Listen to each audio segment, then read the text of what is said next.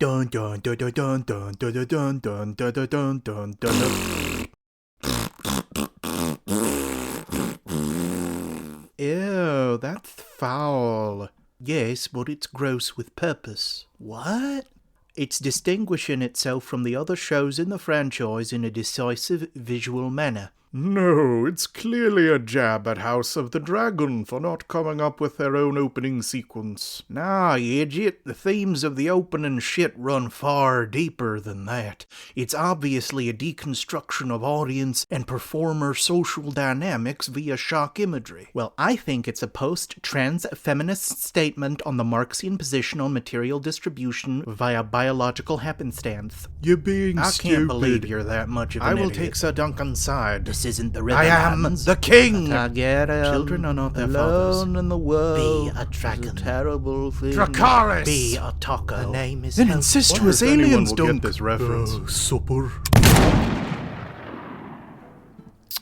Welcome to Retrospective Rants, with me, Joey Huff, as your host. I'm late to the party, but I'm going to talk about A Knight of the Seven Kingdoms. Oh, there will be some spoilers, sorry. Let's get this out of the way. I am but a casual fan of Westeros. What does that mean? It means I watch the shows and then I watch other people talk about the original books and lore. Also, I play the mod for Crusader Kings 3, but that's a different subject. The point is, I like, but am not necessarily in love with George R.R. Martin's world. Yet even I am not deaf to the adoration many fans have for the Knight of the Seven Kingdoms novella series. These stories take place about 90 years before the grand intrigues of the core story, and about 80 years after the, epic conflict of House of the Dragon. Both the novellas and this show take a turn away from the struggles for the Iron Throne, Bloodraven notwithstanding, and instead focus on the struggles of the average folk. Our hero in these stories is Dunk, an orphan who grew up from the worst slums of the capital of King's Landing and now wears the name of Sir Duncan the Tall. He is but a humble wandering hedge knight, accompanied by Egg, his young squire. Together, they explore Westeros and get into a lot of trouble. And the first season of the show focuses on how these two met and how Dunk hoped to enter his first joust, only to end up fighting a trial by combat for his very life. His supposed crime? Saving an innocent woman from the wrath of a vain and cruel prince.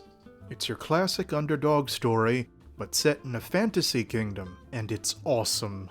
Even if you're a newcomer to the Song of Fire and Ice, you'd have to go out of your way not to be swept up in the adventure of A Knight of the Seven Kingdoms. Our heroes and villains, the world they live in, and the choices they make are so compelling and so human, and the action of the final battle, it is lethal and engrossing, and the humor, though sometimes juvenile, is always true to the character, and often adds to the humanity of each moment. And speaking of characters, they are the show's greatest strength.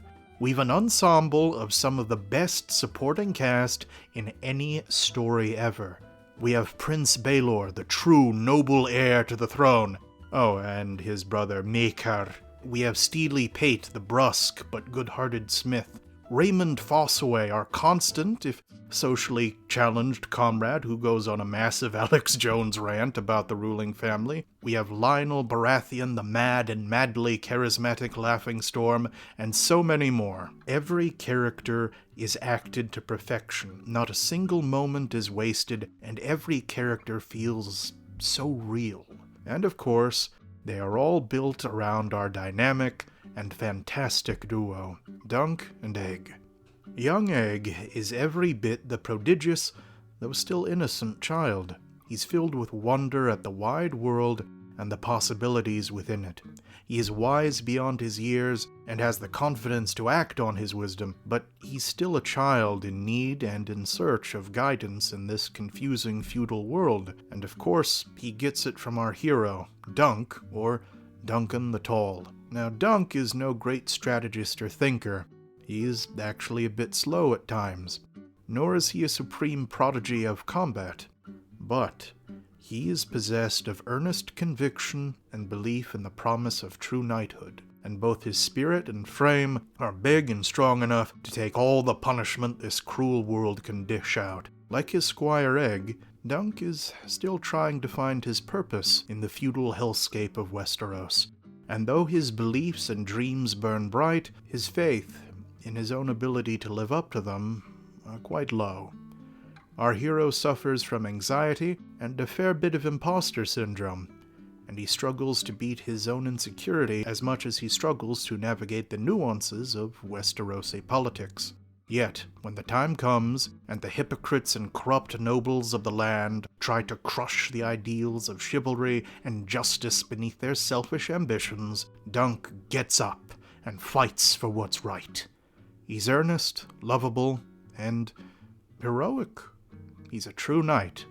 And our magnificent cast is augmented by some of the finest set, costume, and sound design you'll ever find. Westeros, at least since Season 2 of Game of Thrones, has long suffered from a desaturation problem. Not so much in this show, where the beautiful locale and vibrance of the constructed tourney ground are a feast for the eyes, until a suitably dramatic moment arrives. Then the atmosphere becomes tense, gloomy, and set for pure action. Everyone is also costumed as they should be. Nobles look like nobles, thieves look grimy, and those trying to climb the ranks wear their rugged gear proudly. Point being that nothing looks overtly clean or sterile. The costumes look as worn or as well kept as they ought to. And oh my, the sound. Someone had a lot of fun with the sound engineering. The pounding of horse hooves, the impact of weaponry, and the orchestra of the wilderness. Everything sounds good. And the music is a bit of a departure from other Westeros shows as well. The iconic theme does make an appearance, when the time's right, but for most of the show, we get more folksy sounding themes and at one point smooth jazz, in place of the typical orchestral grandeur, except for one time at episode 3, and that's mostly for comedic effect, I think. Perhaps that's something that could be considered a flaw with the show. A Knight of the Seven Kingdoms is much funnier than the other shows. A lot of the humor, though, is crude humor, and some people think it undercuts the drama. All I can say in response is, it isn't Marvel. The drama and tension are never diminished by an unneeded joke. If anything, some of the jokes are meant to highlight the dire state of what's happening or being talked about.